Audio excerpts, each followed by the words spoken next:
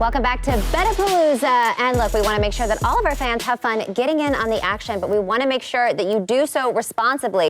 Visit haveagameplan.org and bet responsibly. Who here is ready to bet responsibly? Let's get it going. All right, let's get it. Let's get into our portfolios, a special portfolio for the Super Bowl edition. So we are going to give a bet on the spread. It can be money line as well, the total, and a prop bet, all Super Bowl related. Jeff, spread or money line? I feel like we haven't done this in like 5 months, right? I'm like, what is this segment again? Yeah. Portfolio time. Bengals +4.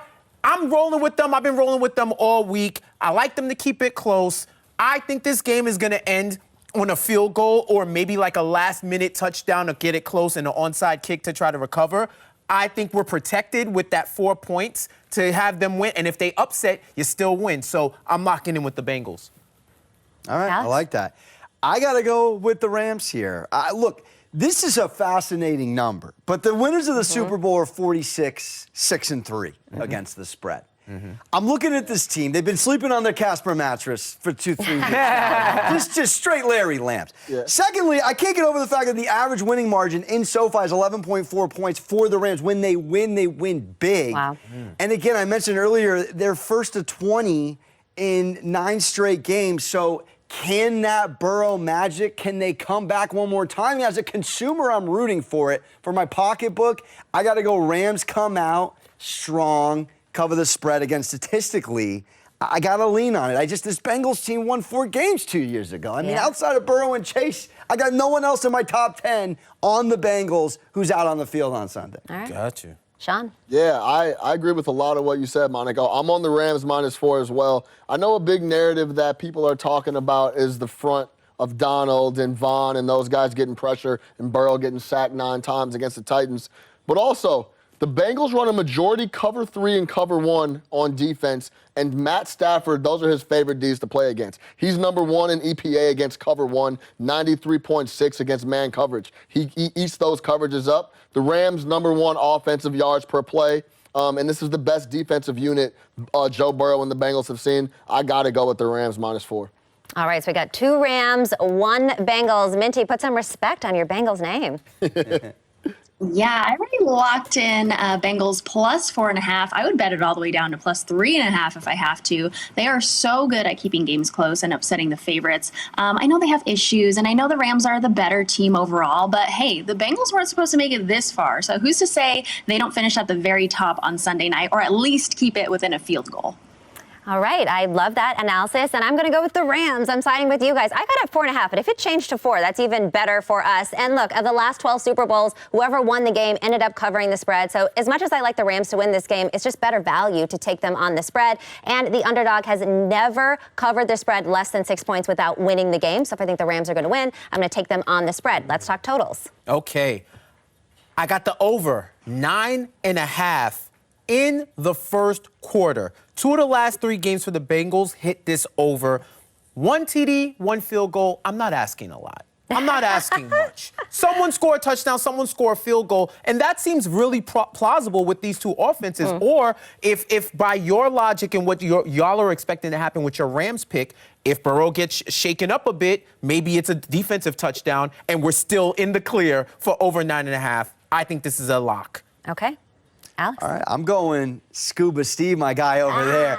Under. All right, the Bengals are 6-2 in their last 8 on the under. 4 straight on the under. They've actually never had an over in a playoff game, interestingly enough. All that to be said, this Rams team on field turf, 6-2 in their last 8 on the under. How about this? In the last 38 games of Rams being the favorite on the over-under, 27-10-1 on the under as well. I mean, again, 27 overs, 27 unders in the history of the Super Bowl with no over-under. So you could flip a coin. We're on a 3 straight under streak. I'm looking at these teams. Again, I think it's a slow start, and they don't catch up. I'm going under. Okay. I'm on the Rams, Bengals, under 48.5 as well. Yeah. I think that Bengals have started slow multiple weeks in a row, and as much love as Joe Burrow's been getting, he hasn't played that well. He's shown up in massive spots and put together drives when he needs to get in field goal range and done his thing. But I think that this is the best defensive unit he's seen, like I said. I think they're going to come out slow again in the first half, and I think that they're going to have trouble scoring. So they're going to be able to cruise out and close out the game, I think, the Rams, and I think it's going to go under 48.5. All right, Minty, he just said Joe Burrow has not been playing well, so I'd like a retort to this. Yeah. Yeah, I chose to ignore that part. I'm going with the first half under 23.5. This is going to be a slow start, not only because of the Super Bowl jitters, but I believe these two teams establish a ground game early for control, and then the scoring really picks up in the second half. Both of these teams are top 8 in points per second half, so first half under seems pretty good. Yeah, I'm going to agree with you on that one, and I'm taking the first half under as well. And if we look at the full total of the game, it opened up at 51.5, and then sharp money came in on that, went down to 48.5. Now, we know that the public loves an over, so I do think that this is going to tick up again, maybe to 49.5. But I like you just said, Minty, I like that first half. We know that the Bengals are a second half team, and the Super Bowl jitters, all the things, so I like this under in the first half. Let's talk about prop bets, Jeff. All right, I've been evangelizing, I've been advocating, I've been begging and pleading with y'all to select this, so I'm going to say it one more time. Odell Beckham Jr., over 5.5 receptions. I've given you all the math and calculus that you need. 4 receptions, 8 receptions, 11 receptions, last 3 consecutive playoff games. If you've been in a certain math class, you know solve for X. The next one is probably going to be 15 to 18. He might not go that wild, but they're going to try to stop Cooper Kupp. Air quotes, try to stop. And that under, all the under in the field will be wide open for Odell to go crazy. He's been waiting for this for a while. And I think, and also with that, the top targets against the Bengals this season, Renfro, Waller, Kelsey Hill, Julio Jones, first options and second options have had 6+ receptions. I don't see why that changes for Odell. He ain't dropping any passes either. So, yes, lock it in. It's at plus money. Him and Mitchell Robinson rebounds are the 2 short things I have. Death taxes and that. All right. Right. I'm going to start by saying the great Adam Sandler once said in the movie Big Daddy, you loop it, you swoop it, you pull. In this one, you loop it, you coop it, you pull at the book, baby. Cooper Kupp getting in the end zone. We already know. 16 tugs in 17 games, 6 tugs in his last 5, 6 career playoff games, 6 touchdowns. If this man doesn't get in the end zone, I might have to shave my head and start all over. I mean, literally, he's getting in the end zone. I'll go right back to under 6 foot with the hair. If he doesn't get in the end zone, you will see a whole new me if number 10 doesn't get in. Cooper Kupp. All right, Sean.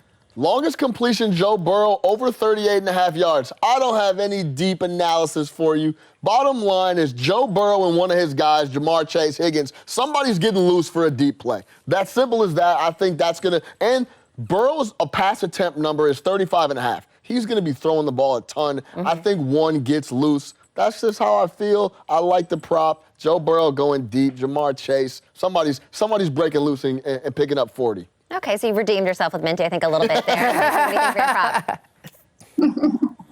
I'm on Joe Burrow as well, under 10.5 rush yards, though. Since he's O-line, he's going to struggle, which will cause Joe Burrow to scramble. But against the Rams, it's hard to get out of that pocket. I can see him end up with minus rushing yards, if anything. Burrow's not really a notable runner, so as low as this number is,